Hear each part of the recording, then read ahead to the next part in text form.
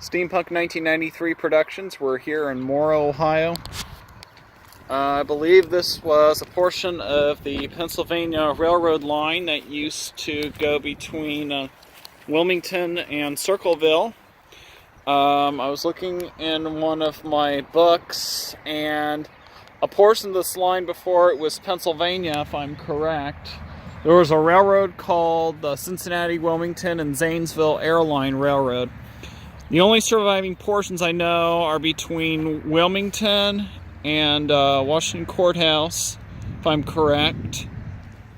And then the other portion is the track that's used between Lancaster and the former Ralston Foods. It's owned by the Indiana and Ohio Railroad. So right here, this is the old train station and Caboose. I have no idea how many yard tracks there were at one time. A portion of this is now a bike path, and I'll show you the railroad sign in a little bit. This is Caboose number 256885.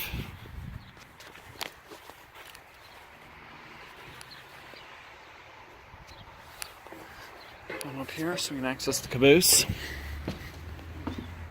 So right here, this is the interior of the Caboose. Can't go inside because I don't want to be trespassing, but there's a lantern on the wall and the cupola. Here's the old style brake handle right here. You got your ladder rung for climbing up onto the top right up here. Alright, let's go down so we can see the coupler. As you can tell, the coupler has been played with. Looks like the pin's been out, but that's used to help open the coupler on the car. Right down here is where your air pressure would be, where all the air would be used to power the brake lines. This Caboose was built in 1905, so this Caboose is relatively 114 years old already. This is your journal box, so you can use that to lubricate the wheels. If I can get this one open, if I can, I'll try this one. You have to put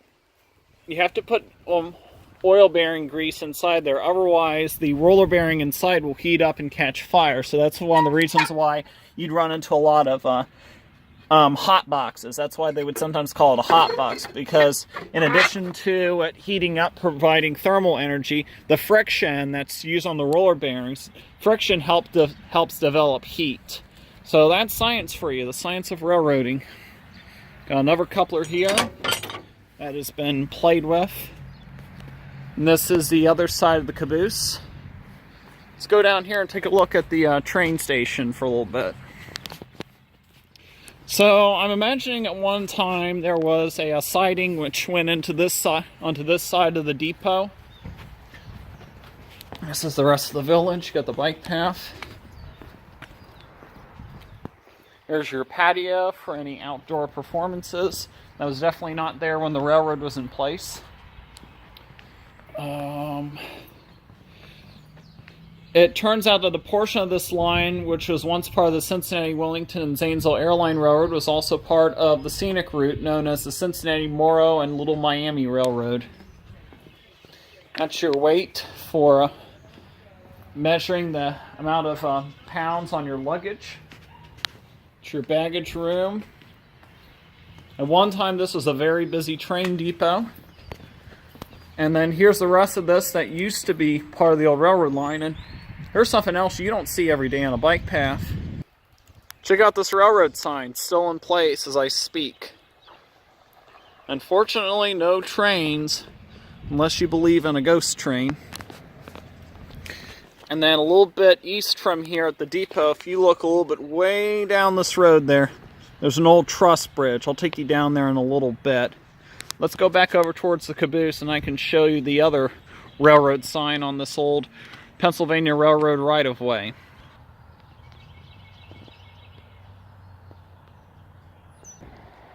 It's hard to believe that at one time the sounds of steam locomotive whistles and the clickety-clack of cars could be heard in this valley here.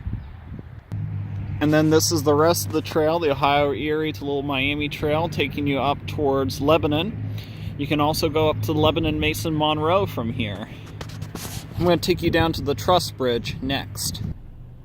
Well guys, here's the bridge here that used to cross over, which once used to have trains on here. And there's a replica of a Caboose, the eatery. Love to come here and get a meal, and then also get a chance to ride this bike path. Oh, almost forgot one more thing. There's another railroad crossing sign. Well, hope you enjoyed this video. I'll come back again when it's nice and sunny if there are any other special events held here. Other than that, peace out. This is Steampunk 1993 Productions. Tower 93, over and out.